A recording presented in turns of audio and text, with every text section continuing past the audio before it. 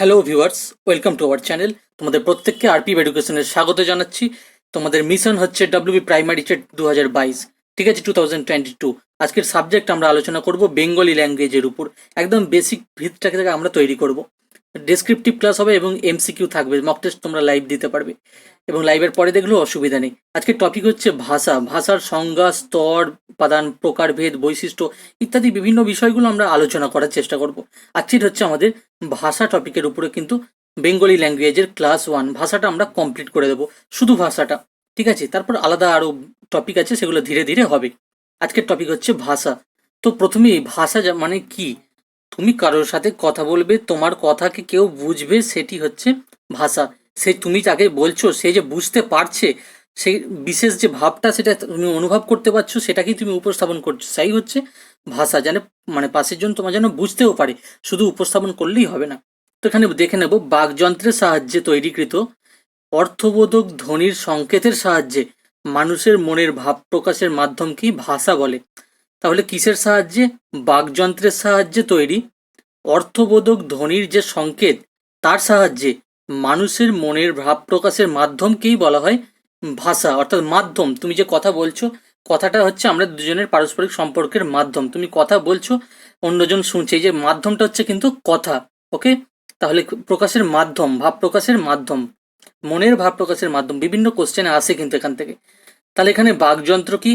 এখানে মুখবিহ্বর, কণ্ঠ, জিহ্বা, তালু, দাঁত, নাক ইত্যাদির সমাবেশ। বাকযন্ত্র বলতে সমষ্টি, এই সমস্ত কিছুর, ঠিক আছে। প্রত্যেকটি, শুধু বাকযন্ত্র বলে কোনো একটা বিষয় নয়, প্রত্যেকটির সমষ্টি। এই জিনিসটা তোমরা কনসেপ্টটা ক্লিয়ার রাখো। এরপর বলছে, আরো সহজভাবে বলতে গেলে মানুষ তার মনের ভাব প্রকাশ করার জন্য কণ্ঠ নিঃসৃত, কণ্ঠের দ্বারা বা মুখ থেকে বেরিয়ে আসা যে অর্থপূর্ণ কতগুলো আওয়াজ বা ধ্বনির সমষ্টিকে ভাষা বলে। একদম খুব ভালোভাবে এটা বুঝিয়েছি তোমাদেরকে, দেখো একদম সহজভাবে ওই জন্য উল্লেখ করেছি। আরো সহজভাবে, একদম সহজে কি, তুমি কোনো কথা কাউকে বোঝাচ্ছ, মনের ভাব প্রকাশ করছো, সেই মনের ভাবটাকে তুমি প্রকাশ করছো যার দ্বারা, হ্যাঁ, সেটা কোনো আওয়াজ হতে পারে, ধ্বনি হতে পারে, হ্যাঁ, তার ধ্বনির সমষ্টি হতে পারে, সেটাকে কোনো একদম কি বলবো প্রতিষ্ঠিত হতে হবে, কিন্তু সেটাকে যে সমষ্টি, সেটাই হচ্ছে ভাষা। অর্থাৎ কোনো আওয়াজ করলে শুধু হবে না, আওয়াজের মানে থাকতে হবে, তার নির্দিষ্টতা থাকতে হবে। তুমি কি প্রসঙ্গে আওয়াজটা করতে চাইছো, সেটা দুঃখের হতে পারে, আনন্দের হতে পারে, ঠিক আছে। এরপর ভাষা গবেষক সুকুমার সেন কি বলেছেন ভাষা সম্পর্কে? প্রশ্নে আসে কিন্তু এমসিকিউ, কার মতে এই সংজ্ঞাটি কার মত? তো ভাষা গবেষক সুকুমার সেনের মতে মানুষের উচ্চারিত অর্থবহ বহুজনবদ্ধ ধ্বনি সমষ্টি হলো ভাষা। তাহলে মানুষের দ্বারা উচ্চারিত হবে, আর কি হবে? কথাটি অর্থ থাকবে তার, শুধু আওয়াজ করে দিলাম তা নয়, ধ্বনি সমষ্টি হলেই হবে না, অর্থের বাহন হতে হবে, বাহক হতে হবে, উচ্চারিত হবে মানুষের দ্বারা, অর্থবহ হবে, বহুজনবদ্ধ, সবাই সেই কথাটা বহুজন বুঝতে পারবে, তেমন সেই ধ্বনি সমষ্টিকেই আমরা বলবো ভাষা। খুব সুন্দরভাবে বলা আছে। প্রশ্নটা আসতে পারে, মানুষের ধ্বনি উচ্চারিত অর্থবহ বহুজনবদ্ধ ধ্বনি সমষ্টি ভাষা, এটি কার মত? অ্যান্সার হবে ভাষা গবেষক সুকুমার সেনের মত। নেক্সট, ডক্টর সুনীতি কুমার চট্টোপাধ্যায়ের মত কি? বলছে মনের ভাব প্রকাশের জন্য বাকযন্ত্রের সাহায্যে উচ্চারিত যে ধ্বনি দ্বারা নিষ্পন্ন, আবারও বলি, বাকযন্ত্রের সাহায্যে উচ্চারিত ধ্বনি দ্বারা নিষ্পন্ন, ধ্বনি থেকে তৈরি বা সৃষ্টি, নিষ্পন্ন যেটা বেরোচ্ছে, কোনো বিশেষ জনসমাজে ব্যবহৃত, জনসমাজের মধ্যে সেই বিষয়টাকে মানুষ বোঝে, ব্যবহার করা হচ্ছে, সেখানে ব্যবহৃত স্বতন্ত্রভাবে, আলাদা আলাদাভাবে বা একসাথে ভাবে, প্রত্যেকটি ক্ষেত্রেই কিন্তু মোট কথা স্বতন্ত্রভাবে অবস্থিত তথা বাক্যে প্রযুক্ত শব্দ সমষ্টিকেই ভাষা বলে। শব্দের যে সমষ্টি, এখানটা একটু ভালো করে দেখো, কারণ এই সুনীতি কুমার চট্টোপাধ্যায়টা ভেরি ইম্পর্টেন্ট। উনি বলতে চেয়েছেন বাকযন্ত্রের সাহায্যে উচ্চারিত ধ্বনি দ্বারা নিষ্পন্ন, শুধু ধ্বনি নয়, ধ্বনি দ্বারা নিষ্পন্ন, আর কি, কমা কমা দিয়ে বলেছি যাতে কোনো অসুবিধা না হয়, বিশেষ সমাজে ব্যবহৃত হবে, সেটি শুধু উচ্চারিত ধ্বনি দ্বারা নিষ্পন্ন হবে না, বিশেষ সমাজে ব্যবহৃত হতে হবে এবং স্বতন্ত্রভাবে তার অবস্থান থাকবে, অবস্থিত হবে, তথা অর্থাৎ বাক্যে তার প্রযুক্ত হবে, সেই শব্দ সমষ্টিকেই ভাষা বলে, শব্দের বিভিন্ন সমষ্টিকে, ঠিক আছে। প্রশ্ন এখান থেকে আসতে পারে এইভাবে, ওই জন্য কমা দিয়ে দিয়েছি, যাতে তোমাদের এই চারটে আন্ডারলাইন করে দিলে এইগুলো মনে থাকলেই মনে হয় যে ডক্টর সুনীতি কুমার চট্টোপাধ্যায়ের মত। এবং উপরের এই যে বলে দিলাম উচ্চারিত অর্থবহ বহুজনবদ্ধ ধ্বনি সমষ্টি, এই চারটে হচ্ছে ভাষা গবেষক সুকুমার সেনের মত। এখান থেকে বিভিন্ন পরীক্ষায় প্রশ্ন আসবে আপকামিং টেট পরীক্ষার ক্ষেত্রে, কিন্তু সেই কারণে তোমাদের উপর জোর দিলাম। এরপর আমরা দেখব ভাষার প্রকারভেদ। ভাষা কয় প্রকার আমাদের প্রথমেই জেনে নিতে হবে। ভাষা হচ্ছে, মনে রাখবে, দুই প্রকার। স্টেপ বাই স্টেপ বলে দিচ্ছি, এখানে অনেকে ভুল করে দেয়। ভাষা, অনেকে কেউ সাধু চলিত করার আগে এইভাবে লিখে ফেলে যে দুটি ভাষা কেউ ভুল করে দুটি করে দেয়, কিন্তু মনে করে যে সাধু আর চলিত। না, ভাষা হচ্ছে দুই প্রকার, প্রকারভেদ বলেছে, একটি মৌখিক, একটি লিখিত ভাষা। তাহলে এবার প্রশ্ন হচ্ছে যে মৌখিক ভাষা কি? যে ভাষার কোনো লেখার ব্যবস্থাই নেই তাকে মৌখিক ভাষা বলে। অর্থাৎ আমরা যে মুখে মুখে ওরাল, তা আমরা যে ওরাল ল্যাঙ্গুয়েজে কথা বলছি, মৌখিক ভাষায় কথা বলছি, সেটা হচ্ছে তার কোনো লেখার ব্যবস্থা নেই, শুধু মৌখিক ভাষা মুখে মুখে, সেটা হচ্ছে মৌখিক। আর লিখিত ভাষা কি? লিখিত ভাষা হচ্ছে যে ভাষার লিখন ব্যবস্থা আছে, তার স্টেপ আছে, পদ্ধতি আছে, বিধিবদ্ধ নিয়ম আছে, তাকে বলে লিখিত ভাষা। ওকে, তাহলে ভাষার কয় প্রকার? ভাষার প্রকারভেদ হচ্ছে ভাষা দুই প্রকার।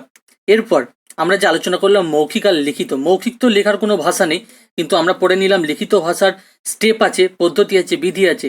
তাই সে লিখিত ভাষা লেখার বা সাহিত্যের ভাষার, এটাকে লিখিত ভাষাও বলা হয়, সাহিত্যিক ভাষা বলা হয়, বা সাহিত্যের ভাষাও বলা হয়। তার আবার দুটি ভাগ, কি কি? একটি সাধু, একটি মান্য চলিত। ভালো করে দেখো, একটি মান্য চলিত যে চলতি ভাষা বা চলতি বলি, আর একটি হচ্ছে সাধু ভাষা।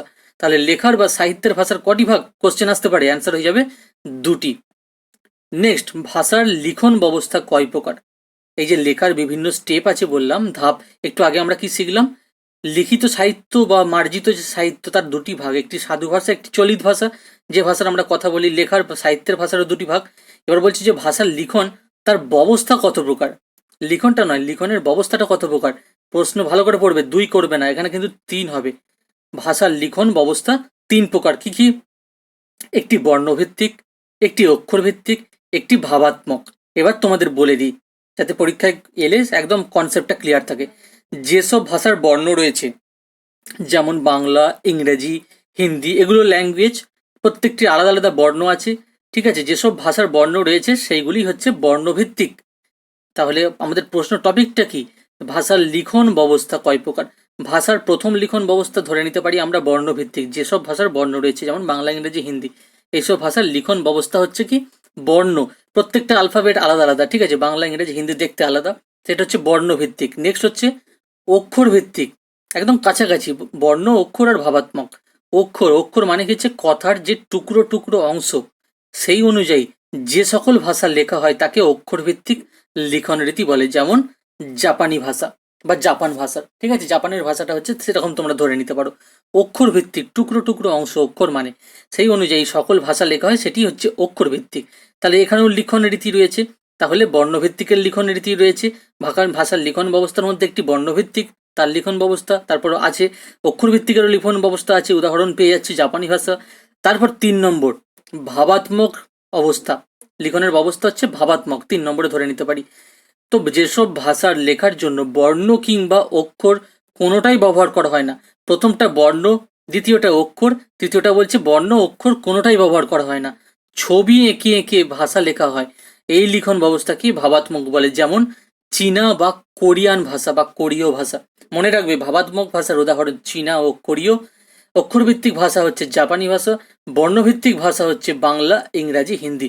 এই বিষয়গুলো তোমরা বিভিন্ন বইয়ে পাবে না, এখান থেকে তোমরা ভালো করে জেনে নাও, চেষ্টা করো, সম্পূর্ণ ক্লাস করো, খুব ভালো লাগবে আশা রাখছি, এবং পরীক্ষা তোমরা অনায়াসে অ্যান্সার করতে পারবে। এরপর আমরা গুরুত্বপূর্ণ ভাষার বৈশিষ্ট্য, characteristics of language, Bengali language বলতে পারি। এখানে জেনে রাখো, ভাষার বৈশিষ্ট্য আমরা সবাই জানি মনের ভাব প্রকাশ করে, কিন্তু মনের ভাব প্রকাশ করা ছাড়াও ভাষার আরও কিছু বৈশিষ্ট্য আছে, সেইগুলো প্রত্যেকে এই তোমরা এইটি মনে রাখবে যে ভাষার ভাব প্রকাশে ছাড়াও আরও কিছু বৈশিষ্ট্য আছে। অনেকে ভাষার বৈশিষ্ট্য মানে শুধু মনে রাখে যে ভাব প্রকাশ, না, ভাব প্রকাশ ছাড়াও অনেক কিছু আছে। প্রথমটা কি দেখো, ভাষা হচ্ছে কণ্ঠ নিঃসৃত ধ্বনি দ্বারা গঠিত। তাহলে কোথা থেকে নিঃসৃত? কণ্ঠ হইতে নিঃসৃত। এবং কি দ্বারা গঠিত? ধ্বনি দ্বারা গঠিত, ঠিক আছে? একদম ভাষার ক্ষুদ্রতম এককটাই হচ্ছে ধ্বনি, সেই কারণে ধ্বনি দ্বারা গঠিত। নেক্সট 2 নম্বরে কি বলা আছে দেখো, বলছে বাকযন্ত্রের সাহায্যে উচ্চারিত। এটা তো আমরা আগেই জেনেছি, বাকযন্ত্র মানে অনেকগুলোর সমষ্টি, কণ্ঠ, তালু, জিহ্বা ইত্যাদি নিয়ে বাকযন্ত্রের সমষ্টি, উচ্চারিত ধ্বনি সমষ্টিকে কোনো না কোনোভাবে বাহন বা প্রতীক হতে হবে। ভেরি ইম্পর্টেন্ট, এখানটা আমি হাইলাইট করে দিচ্ছি বড় করে, সেই কারণে বলছি বাকযন্ত্রের সাহায্যে যে উচ্চারিত ধ্বনি সমষ্টি, এর উদাহরণ দিয়ে বলে দিই, কোনো না কোনো ভাবের বাহন বা প্রতীক হতে হবে। কোনো অ্যাবনর্মাল বা আমরা মানে কি বলবো, অস্বাভাবিক মানুষ বা যেগুলোকে তোমরা পাগল বলো, সেই মানুষ বিভিন্ন রকম উচ্চারণ করে, তার কোনো মানে থাকে না, সেটা কিন্তু ভাষা হতে পারবে না। ভাষা হতে হবে বাহন ভাবের তার নির্দিষ্ট অর্থ থাকবে, ভাব থাকবে, সে কি দুঃখ প্রকাশ করছে নাকি আনন্দ প্রকাশ করছে। শুধু আওয়াজ করলেই হবে না, ইশারা করলে তবু বোঝা যায় ভাব থাকে, কিন্তু কোনো আওয়াজ করলে হবে না, সেটাকে প্রতিষ্ঠিত হতে হবে, ভাব বা বাহনের প্রতীক হতে হবে। ঠিক আছে, ভাব থাকতে হবে কোনো একটি, শুধু উচ্চারণ করলেই হবে না। নেক্সট, ভাষায় ব্যবহৃত ধ্বনিগুলির বিন্যাস সর্বদা বিধিবদ্ধ হবে, ভেরি ইম্পর্টেন্ট। যে ধরো আমি লিখলাম কিছু একটা গাড়ি, গয়াকার ডয়সনের হর্ষই আমরা যদি লিখি গাড়ি, এটাকে যদি উল্টে আমরা রিগা করে দিই, হবে কি? হবে না। প্রতিষ্ঠিত হতে হবে, তো প্রত্যেকটি নিয়ম আছে, আমরা বলেছি মার্জিত ভাষার ক্ষেত্রে সর্বদা বিধিবদ্ধ নিয়ম থাকবে ভাষার ক্ষেত্রে। পুস্তক, পুস্তককে যদি আমরা পুস্তক এদিক থেকে না লিখে ডান দিক থেকে লিখি কস্তুপু, এরকম হবে কি? হবে না। সেই পুস্তক কিন্তু আমাদের সেইভাবেই করতে হবে, অর্থাৎ তার সর্বদা বিধিবদ্ধ নিয়ম থাকবে, উল্টোপাল্টা আমরা ব্যবহার করতে পারবো না।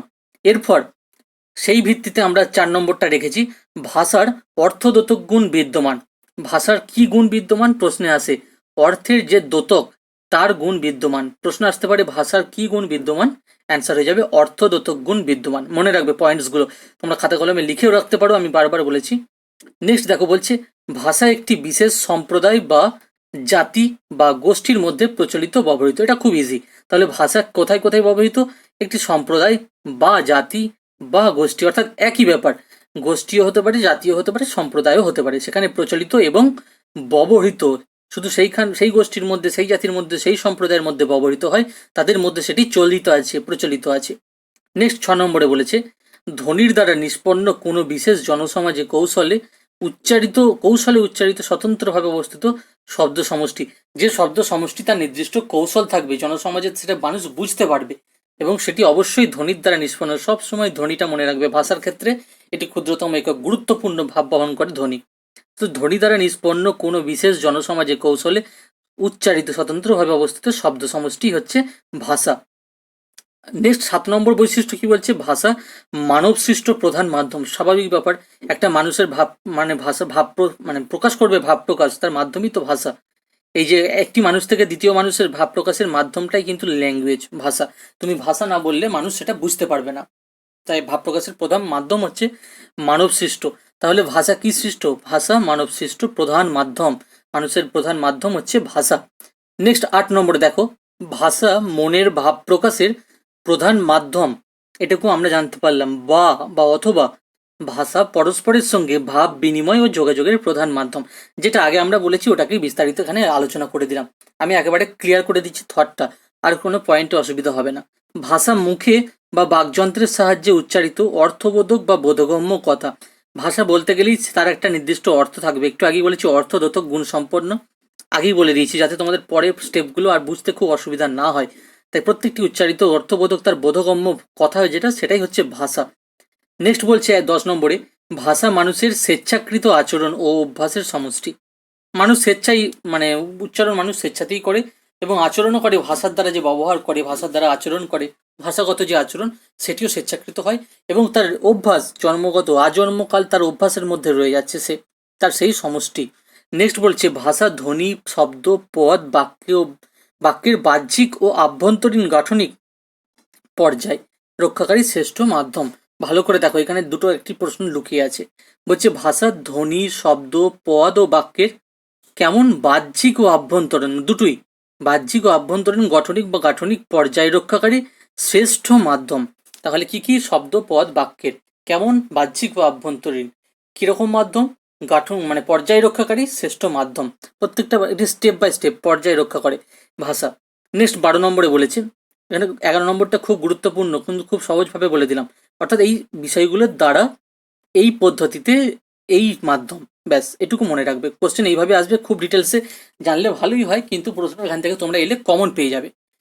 12 নম্বরে দেখে নাও, ভাষার আরেকটি বৈশিষ্ট্য হলো এটি একটি অপরিহার্য উপভাষায় বিশ্লিষ্ট হওয়া। একটি স্বীকৃত ভাষার মার্জিত ভাষার উপভাষা থাকবে, তাই উপভাষায় সেই ভাষাটি বিশ্লিষ্ট হয়ে যেতে হবে। এটি ভাষার একটি বৈশিষ্ট্য বা অপরিহার্য বৈশিষ্ট্য তোমরা বলতে পারো। এরপর আমরা মক টেস্ট সলভ করব কিছু গুরুত্বপূর্ণ কোশ্চেন, কিন্তু তার আগে এখানে ভাষা সম্পর্কিত কিছু গুরুত্বপূর্ণ তথ্য, আপকামিং প্রাইমারি, আপার প্রাইমারি, সিটের প্রত্যেকটি টেট পরীক্ষায় যে সমস্ত ভাষা সম্পর্কিত তথ্যগুলো জেনে রাখা দরকার, চটপট আমরা আলোচনা করে নেব। দেশ, কাল ও পরিবেশ ভেদে ভাষার পার্থক্য পরিবর্তন ঘটে। ভাষার পার্থক্য পরিবর্তন কখন ঘটে? প্রশ্ন আসতে পারে। দেশের ক্ষেত্রে, কাল ক্ষেত্রে ও পরিবেশের ভেদের ক্ষেত্রে। দেশ, কাল ও পরিবেশ ভেদে। ওকে, 2 নম্বরে দেখে নেব। 2 নম্বরে বলেছে, খুব দ্রুত কমপ্লিট করবো এটা। ধ্বনির সাহায্যে ভাষার সৃষ্টি হয়। ব্যাস, কিসের সাহায্যে ভাষার সৃষ্টি হয়? ধ্বনি। এই যে তথ্যগুলো দিচ্ছে, এইখান থেকে প্রত্যেকটা লাইন থেকে 2টো করে কোশ্চেন আসবে, সেই কারণেই দিচ্ছি। ঠিক আছে, এইগুলো করে নিলেই হবে। তারপর বলছে, আর ধ্বনির সৃষ্টি হয় বাকযন্ত্রের দ্বারা। বলছে ভাষা সৃষ্টি হয় কার সাহায্যে? অ্যান্সার হবে ধ্বনির সাহায্যে। আর ধ্বনি সৃষ্টি হয় কিসের সাহায্যে? ধ্বনি সৃষ্টি হয় বাকযন্ত্রের সাহায্যে। ভাষা ধ্বনির সাহায্যে, ধ্বনি বাকযন্ত্রের দ্বারা। ওকে, এইভাবে করবে, তাহলে কোনো অসুবিধা হবে না। নেক্সট 3 নম্বরে, ভাষার মূল উপাদান হলো ধ্বনি। একটু আগেই বলে দিয়েছি, ভাষার ক্ষুদ্রতম একক বা মূল উপাদান হলো ধ্বনি। আর অর্থপূর্ণ ধ্বনি হলো ভাষার প্রাণ। আর সেই ধ্বনি যদি অর্থপূর্ণ হয়, ব্যাস সেটাই হচ্ছে ভাষার প্রাণ। সেই ভাষা প্রাণ ফিরে পাবে, অর্থাৎ তার ভাষার একটি উজ্জ্বলতা, ঔজ্জ্বল্য ব্যাপার আছে। তবেই সেটি স্বীকৃত ভাষা বা মার্জিত ভাষা পাবে, প্রাণ হিসেবে রক্ষিত হবে। 4 নম্বরে কি বলেছে? বর্তমানে পৃথিবীতে 3,500-এরও বেশি ভাষা প্রচলিত আছে। তাহলে বর্তমানে কত হাজারের বেশি ভাষা আছে? মনে রাখবে, কোশ্চেনের অ্যান্সার অনেক সময় আসে। আনুমানিক প্রায় পৃথিবীতে 3,500-এরও বেশি ভাষা প্রচলিত আছে। কোশ্চেনটা আসতে পারে এখান থেকে। তথ্যগুলো তুলে দিচ্ছি। এরপর বলছে, বর্তমান পৃথিবীতে প্রায় 30 কোটি লোকের মুখের ভাষা হচ্ছে বাংলা। তাহলে প্রশ্ন আসে, আনুমানিক কত সংখ্যক মানুষের মুখের ভাষা বাংলা? আনুমানিক প্রায় 30 কোটি লোকের মুখের ভাষা বাংলা। এটা তোমরা মনে রাখবে, যেহেতু বেঙ্গলি ল্যাঙ্গুয়েজ তোমরা ক্লাস করছো। এরপর চলো দ্রুত আমরা মক টেস্ট সলভ করবো। যারা সম্পূর্ণ ক্লাস গুরুত্ব সহকারে দেখেছো, তারাই খুব সহজে অ্যান্সার করতে পারবে। মক টেস্ট, এই টপিক থেকে যে সমস্ত সম্ভাব্য প্রশ্নগুলো আসে, আজকে যেটা আলোচনা করলাম, সেইখান থেকে প্রথম কোশ্চেন তোমরা লাইভ চ্যাটে জানাবে, 3 সেকেন্ডের মধ্যে অ্যান্সার পাবে। যারা লাইভের পরে দেখছো, সমস্ত কোশ্চেনগুলো ভিডিওর কমেন্টে জানাবে। তোমাদের জন্য প্রথম কোশ্চেন, ভাষা কথাটির মূল অর্থ কি? মনের ভাব বিনিময়, মনের ভাব লিখে নেওয়া, মনের ভাব প্রকাশ করা, উপরের সবগুলি। ভেরি ভেরি ইম্পর্টেন্ট কোশ্চেন, সম্ভাব্য প্রশ্নাবলী এই টপিক থেকে। খুব গায়াগাই দেখে মনে হচ্ছে কি হবে, দেখে তোমরা সঠিক উত্তর দাও। দেখে মনে হচ্ছে যেন উপরের সবগুলি, কিন্তু না, উপরের সবগুলো হবে না। এখানে সঠিক উত্তর হবে, আমরা আগেই শিখেছি, মনের ভাব প্রকাশ করা। শুধু হবে মনের ভাব প্রকাশ করে। ভাষা কথাটির মূল অর্থ কি? মূল বিষয়টা, মর্মার্থ কি? মর্মার্থ হচ্ছে মূল অর্থ, মনের ভাব প্রকাশ করা। ঠিক আছে, সি হবে রাইট অ্যান্সার। তোমরা মনে রাখবে, শেষে কত স্কোর হলো সেটা তোমরা জানাবে, কটি সঠিক হলো সেটা জানাবে। বর্তমানে পৃথিবীতে আনুমানিক কত ভাষা রয়েছে? এই মাত্র বলে দিলাম। 1,000, 1,500, 10,000, 1,500 নাকি 2,500? বর্তমানে পৃথিবীতে আনুমানিক কত সংখ্যক ভাষা রয়েছে? যা পড়িয়েছি তার মধ্যে থেকেই কোশ্চেন। সঠিক উত্তর কি হবে? রাইট অ্যান্সার হয়ে যাচ্ছে। কেন তোমরা অ্যান্সার জানিয়ে দাও। 2-এর দাগে ডি।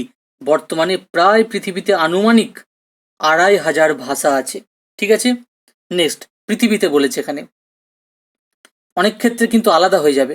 কিন্তু তোমরা এখানে প্রশ্ন করতেই পারো যে স্যার 3,000 বা প্লাস 3,500 যেটা আমরা পড়লাম, সেই সংখ্যক ভাষা রয়েছে, তাহলে এখানে কেন 2,500 হবে? দেখো, এখানে বলেছে 1,000, 2,500-এর সঙ্গে 3,000-এর সম্পর্কটা কতটা কাছাকাছি, এইটাই হবে অ্যান্সার। কারণ 1,000-এর থেকে অনেকটা বেশি, এটা হবে না। 10,000 এমনিতেই অনেক বেশি হয়ে যাচ্ছে, এত ভাষা নেই আনুমানিক, এটা হবে না। 1,500 থেকে অনেকটা বেশি হয়ে যাচ্ছে, 3,500, সেটাও হচ্ছে না। 2,500, 2,500-এর থেকে 3,500 বা 3,000 কাছাকাছি, তাই 2,500 অ্যান্সার। 3,500 থাকলে তখন সেটা অ্যান্সার সেইভাবে করতে, অপশানের বাইরে তুমি যেতে পারবে না। ঠিক আছে, নেক্সট দেখালাম। এই সম্পর্কে অনেক তথ্য আছে, মতবাদ আছে, মত পার্থক্যও আছে, সেই কারণে অপশানগুলো চয়েস করা হয়েছে এরকম। ভাষা হলো ড্যাশ বাংময় প্রকাশ। কিসের বাংময় প্রকাশ? ভাবের, দেহের, মনের নাকি সবকটি? ভাষা হলো কিসের বাংময় প্রকাশ? বাকযুক্তময়, বাকময়, একসাথে এটাকে বাংময় করা আছে। ভাষা হলো ড্যাশ বাংময় প্রকাশ। অ্যান্সার হবে 3-এর এ, ভাবের বাংময় প্রকাশ। কারণ ভাষাকে শুধু প্রকাশ করলেই হবে না, অনেকে মনের ভাব প্রকাশ আমরা বলেছি, তাই মনের প্রকাশ নয়, মনের ভাব প্রকাশ, তাই এখানে হবে ভাব। ভাষা হলো ভাবের বাংময় প্রকাশ। কোশ্চেন কিভাবে ঘুরিয়ে দিচ্ছি বুঝতে পারছো? এইভাবে কঠিন আসবে, তোমরা ভাববে যে কঠিন কোশ্চেন ছেড়ে দিয়ে চলে আসতে হবে, ছাড়বে না, বুঝবে বিষয়টা। কোন ভাষা মানুষের সব সময়ের ব্যবহারিক প্রয়োজন সিদ্ধ করে? সর্বদা কোন ভাষা মানুষের ব্যবহারিক প্রয়োজন সিদ্ধ করে? সাধু ভাষা, আঞ্চলিক ভাষা, সংস্কৃত ভাষা নাকি চলিত ভাষা? খুব গুরুত্বপূর্ণ কোশ্চেন, এক ধার থেকে তোমরা কাটতে কাটতে আসবে। দেখো, সাধু ভাষায় আমরা কথা বলি না, সব সময়ের ব্যবহার প্রয়োজন হয় না, এগুলো পুস্তকের ক্ষেত্রে আমরা ব্যবহার করি। আঞ্চলিক ভাষা হতে পারে, এটাকে আমরা হাতে রাখছি। তারপর কি? সংস্কৃত ভাষাও হবে না, এটা কথ্য, চলিত, আঞ্চলিক এইরকম হতে পারে। আর তারপর আছে চলিত ভাষা, আঞ্চলিক ভাষা। আর আঞ্চলিক ভাষা অঞ্চল ভিত্তিক ভাষা, কিন্তু চলিত ভাষা হচ্ছে সর্বস্তরের ক্ষেত্রে ব্যবহৃত ভাষা। ঠিক আছে, ধরো কোনো একটি অংশের 10 কিলোমিটারের মধ্যে হচ্ছে আঞ্চলিক ভাষা, কিন্তু চলিত ভাষাটা কিন্তু অনেক 100 কিলোমিটার বা গোটা স্টেটের ক্ষেত্রে হতে পারে চলিত ভাষা। তাই অ্যান্সার হবে ডি, মনে রাখবে। সর্বদা যে ব্যবহারিক প্রয়োজন সিদ্ধ করে সবসময়ের জন্য, সেটা হবে ডি, চলিত ভাষা। নেক্সট, আর আঞ্চলিক হচ্ছে সেই তোমার এলাকার মধ্যে, অঞ্চলের মধ্যে। 5, সারা দেশে সাধু ভাষার কয়টি রূপ দেখা যায়? একটি রূপ, অনেকগুলি রূপ, দুইয়ের বেশি রূপ, নাকি কোনোটিই নয়? সাধু ভাষা বলছে, সাধু ভাষার সারা দেশে কয়টি রূপ দেখা যায়? তোমরা পুস্তকের ক্ষেত্রে যদি তোমরা একটি বাংলা পুস্তক নাও, এক লেখকের বাংলা পুস্তক, আরেক লেখকের ইতিহাস, বা দুটি লেখকেরই বাংলা পুস্তক নিয়েছো, তোমাদের থট আলাদা হতে পারে, লেখার স্টাইল কি আলাদা হয়? অর্থাৎ একজন সাধুতে লিখেছে, একজন আঞ্চলিকে লিখেছে, একজন চলিতে লিখেছে, এমন তো নয়। স্বীকৃত পুস্তক বা স্ট্যান্ডার্ড লেভেলের বই যেগুলো পাঠ্যপুস্তক, সেগুলো কিন্তু সাধু ভাষাতেই থাকে, একই ভাষায় থাকে, তার রূপ হচ্ছে একটি। কারণ এখানে চলিত হলে তখন আলাদা হয়ে যেত, আর সেটা আমরা কোশ্চেনের পরে নেক্সট সলভ করব। এবার বলছে দেখো, চলিত ভাষার কয়টি রূপ প্রচলিত? একটি, দুইয়ের বেশি রূপ, দুটি রূপ, নাকি নানাভাবে রূপে প্রচলিত? একটু আগেই বললাম আঞ্চলিক কি আর চলিত কি, তাহলেই অ্যান্সার তারা করতে পারবে যারা সম্পূর্ণ ক্লাস করছো, গুরুত্ব সহকারে ক্লাসগুলো ভালো করে মনোযোগ দিয়ে দেখছো। দেখো, চলিত ভাষার কয়টি রূপ প্রচলিত? চলিত ভাষা হচ্ছে কিন্তু, আমি তোমাকে বললাম, আঞ্চলিক নয়, একটুখানি জায়গার মধ্যে নয়, অনেকটা জায়গার মধ্যে, সর্বস্তরে সবসময় কাজে লাগে। তাই অ্যান্সার হয়ে যাবে নানা রূপে প্রচলিত। চলিত ভাষার কয়টি রূপ প্রচলিত? চলিত ভাষার বিভিন্ন রূপ, নানা রূপে চলিত ভাষা প্রচলিত। একটু একটু আলাদা 19-20 থাকতে পারে, তাই সর্বস্তরে কাজেও কাজও করা যায়, সবসময়ের ক্ষেত্রে কাজে লাগে, কিন্তু তার নানা রূপে সেটি প্রচলিত। 6-এর দাগে রাইট অ্যান্সার কি হয়ে যাচ্ছে? ডি। নেক্সট 7 নম্বরে দেখো, বলছে 7 নম্বরে বলছে, প্রচলিত ভাষাকে কিসের বাহন বলা হয়? ধ্বনির, অর্থের, বাক্যের, নাকি ভাবের? প্রচলিত ভাষাকে কিসের বাহন বলা হয়? একটু আগেই বললাম আঞ্চলিক, প্রচলিত, সাধু, চলিত ভাষাগুলো। 7-এর দাগের রাইট অ্যান্সার কি হয়ে যাবে? ভাব। যাই থাক না কেন, প্রচলিত ভাষা, যে ভাষা প্রচলন আছে, স্বাভাবিকভাবে সেই ভাষার ভাব থাকবে, কারণ ভাব প্রকাশ না হলে সেটা চলতো না, প্রচলিত থাকতো না। ওকে, নেক্সট কোশ্চেন দেখে নাও। প্রশ্ন যাই থাক, একটু কমন সেন্স কাজে লাগালে অ্যান্সার করতে পারবে। ভাষাকে রূপদান করতে কিসের সাহায্য নেওয়া হয়? জিহবা, শিরা, বাকযন্ত্র, নাকি ওষ্ঠ? 4টে কোশ্চেনই খুব, পয়েন্টই হচ্ছে খুব গুরুত্বপূর্ণ, খুব গায়াগায়ী। বলছি ভাষা বলতে নয়, ভাষাকে রূপদান করতে কিসের সাহায্য নেওয়া হয়? সঠিক উত্তর হবে সি, বাকযন্ত্র। কারণ বাকযন্ত্র বলতে আমরা জানি সবগুলোকে সমষ্টি হচ্ছে বাকযন্ত্র, সি হবে আমাদের রাইট অ্যান্সার। 9 নম্বরে কি বলেছে? ভাষার মূল উপাদান কি? বর্ণ, ধ্বনি, অর্থ, নাকি শব্দ? ভাষার মূল উপাদান কি? রাইট অ্যান্সার এখানে কি হয়ে যাবে?